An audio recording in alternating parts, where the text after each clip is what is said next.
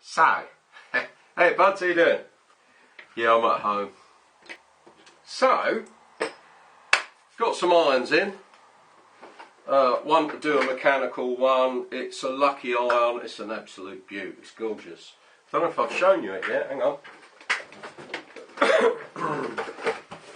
I'll share this one with you. Oh. Yeah. That is such a nice knife. Have I shown you that one yet? The only thing is I shouldn't have made the blade as wide as the handle because I wanted to do a wooden scabbard where the whole thing looked like one cane, and now I can't. But you know, I've got a couple of flaws in there as well.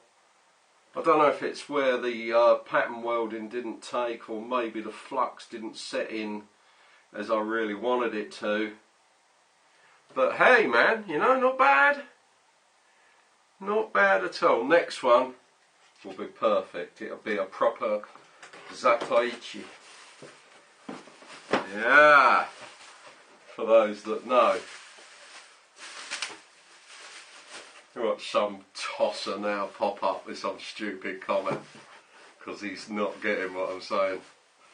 Anyway, so this is a Lucky iron. This is Brendan's. This is beautiful. This is, I've mechanicaled this one.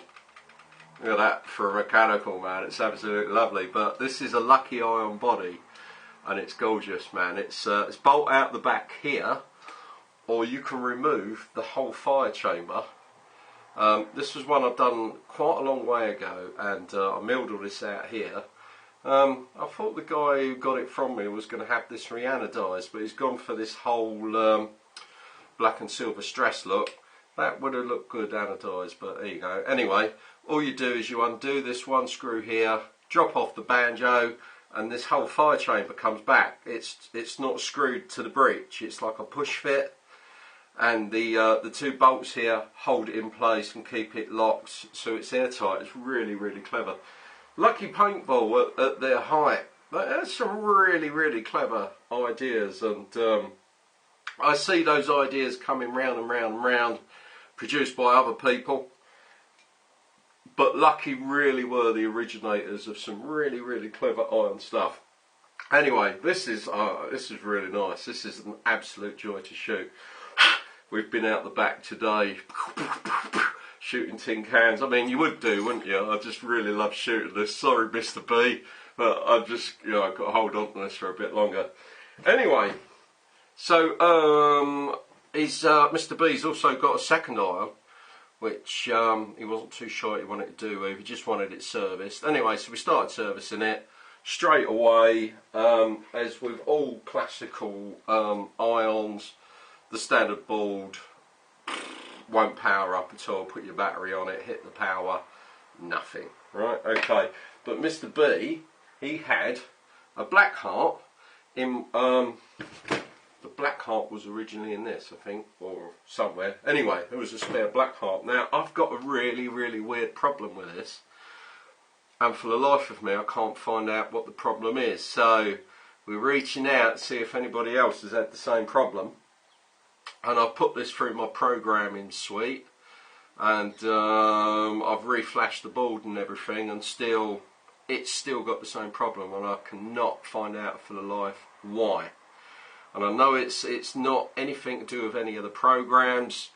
It's like, for those that are in the know, and you know what Billy Ball mode is, this has got a Billy Ball mode for one shot. It's really weird. So you switch it on, power comes in, okay, tells you there's no round in the breech. Then of course what we do, we want to test it, so we switch it to eyes off, and then you're ready to fire. You fire your first shot, bang, and then there's a delay, there's nothing, and then 5 seconds, 10 seconds later it will start shooting, and it will shoot perfect as you pull the trigger. But if you don't pull the trigger for any period of time, it will go back into this almost one-shot Billy Ball mode. And no, I haven't got a clue, man. You know this coup with batteries, so don't put the comments up there on batteries. I've already done a high ampage conversion, 9 volt, but a lot more amps, so I know that power going into this board is not an issue, because I've checked the batteries on my amp meter and they're showing up fine with the amount of volts. I've put them on a voltmeter, the amount of volts that are coming out of them is perfect, 9.2, because of course the ion board's like 9 volt plus, Duracell being the only battery that is 9.2, everything else being 8.7 or 8.9. But I'm sure someone will come on now who like sits in their bedroom, has no YouTube content, but they're an expert. Oh, I'm getting bitter today, aren't I? Anyway, so yeah, has anybody else had this problem? Because I think this is a very, very late Blackheart board. It's not a GOG one, that's for sure. It's still a Smart Parts one, but the chirper's gone and the chirper's been replaced by a bleep. And I always remember these as chirping, so there may be an interim period where the software has changed. There's a program in there, I don't know, but I've run through the whole programming feature and I've tried each individual program and shooting setup, and it does the same on every single one. So it's weird.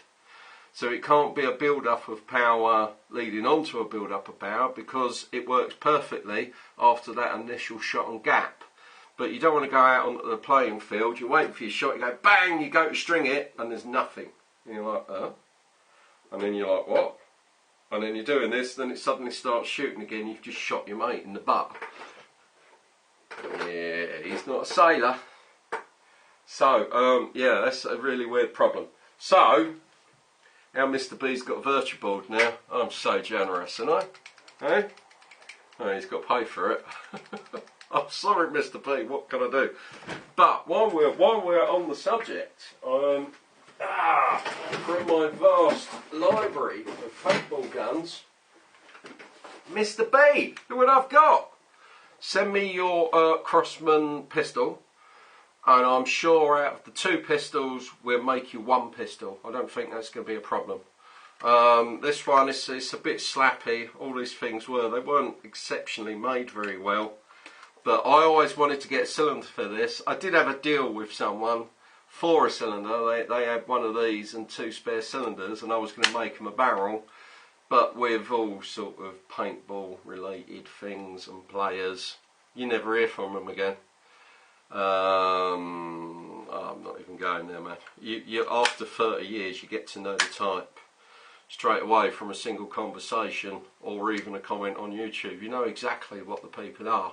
You don't even need to meet them to get a physical image of what they're doing and who they are and what they are, right? And then, you know, we get our experts, and then you go and check out their YouTube content and it's empty, man. Anyway, we've gone from irons to Crossman 50 to bitch and moan. See the workshop bit?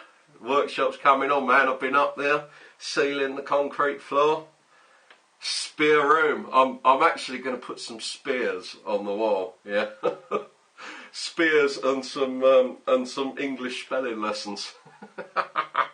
Yeah, what a bitch. Anyway, lads, that's me done for today. I'm going to pack up now. I can now pack these all up and send them off. Although I am going to take this out the back because I've still got like 1,000 paintballs left. And I just don't get to play anymore, man. My time is so taken up at the moment. I've got a couple of bikes I've got to build. I've got some suspension stuff. I'm building a magnetic suspension unit, like those that follow my firearm stuff with the magnetic locking breech. Oh yeah, clever man. I'm doing, you know, the magnetic breech works via attraction. My suspension stuff is going to work via repulsion. So they're going to repulse. It's going to be repulsor technology, man.